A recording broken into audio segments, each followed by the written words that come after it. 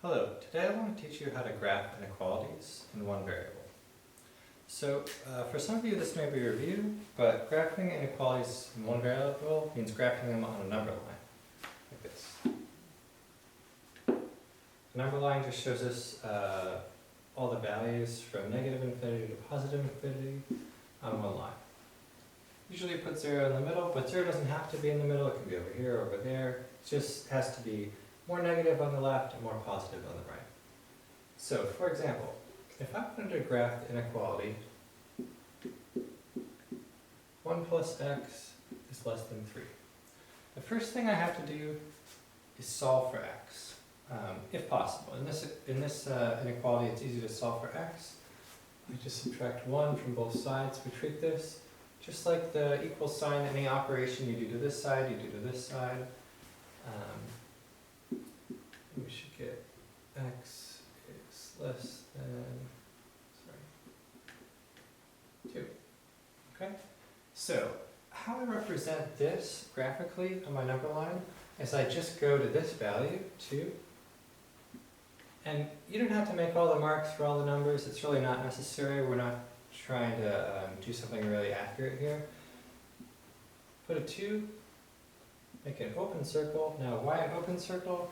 Because this sign says x has to be less than 2. That means 2 is not a value for x that'll make this inequality true.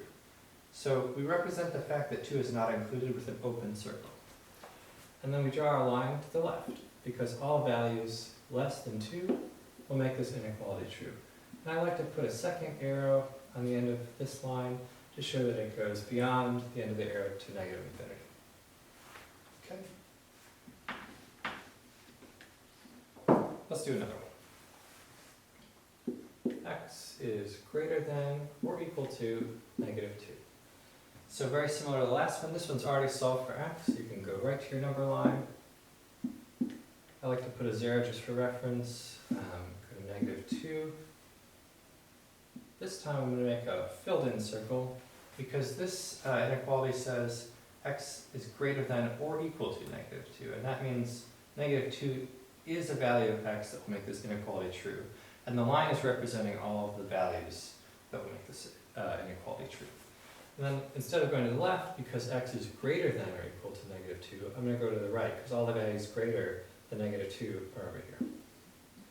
And I'm going to put a little arrow on the end of my line, showing that it goes to positive infinity. Next one, 3 is less than x, which is less than or equal to 4. So this is different. It's a double-sided inequality.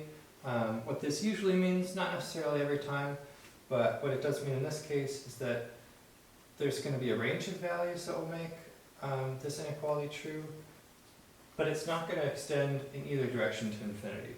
So let's see how that works. Draw a number line. It's already solved for x. So we'll put a 0 in the middle. I'm going to put 3 here and 4 there.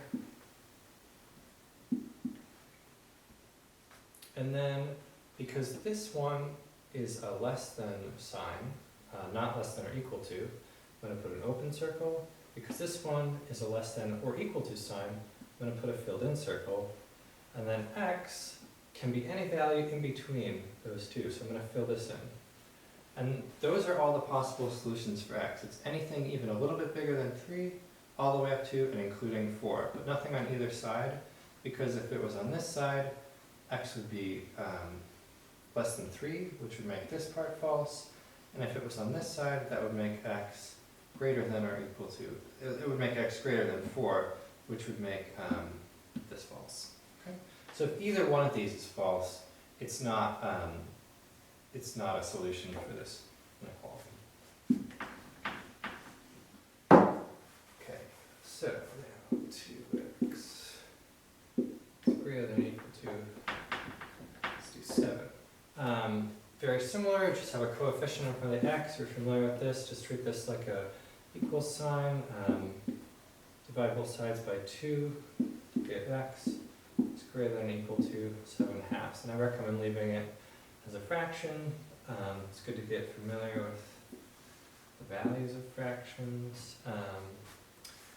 And I'm going to put a 0 here. If you want to just put 7/2 here, you can.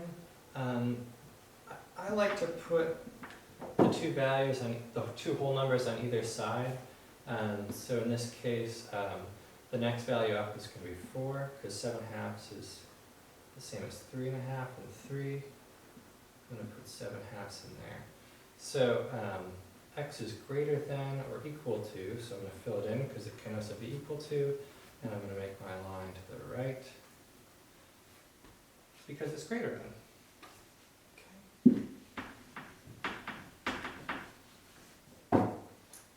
Alright, one more.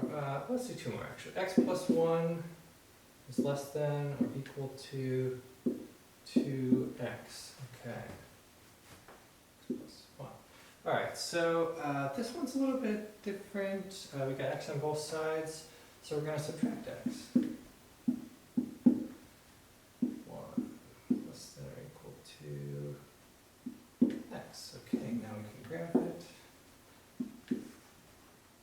Let's go to 1 and make a filled in circle because it's so equal to and x. Now make sure you're reading it in the right direction. The x is on the right side.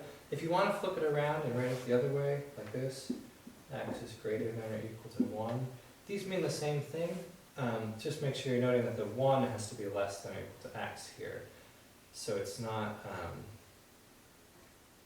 going to go to the left because it's the 1 that's less than the x, not the x that's less than the 1.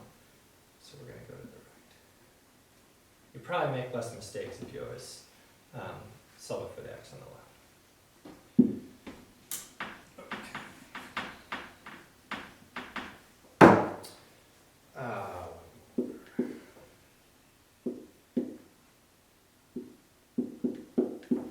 Alright, this one's funny because what you see is going to happen is x is going to drop out.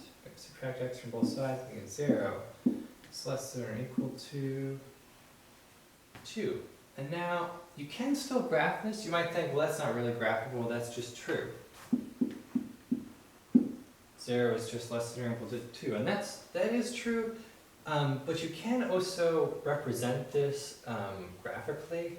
It's just a funny little thing. You just draw that, and that just means all the numbers, and that's opposed to.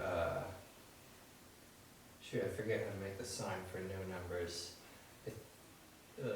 I want to say it's just this. I gotta look that one up and get back to you. But for all numbers, you can just make that sign if you want, or you can use our convention here, all real numbers. That's also fine.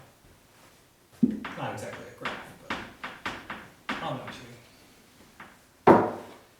That's all I've got for today. I want to start with the easy lesson, and then tomorrow I'll have some more complicated graphs of inequalities in a variable. Oh, so I should just mention on the problem set, in case it's not obvious, I hope it's obvious, the first 10 are the ones I want you to definitely do, and then if you're feeling like, hey, I want more of a challenge, I want to practice my more complex algebraic moves, 11 through 15 are for you if you want to do it, but you don't have to do it.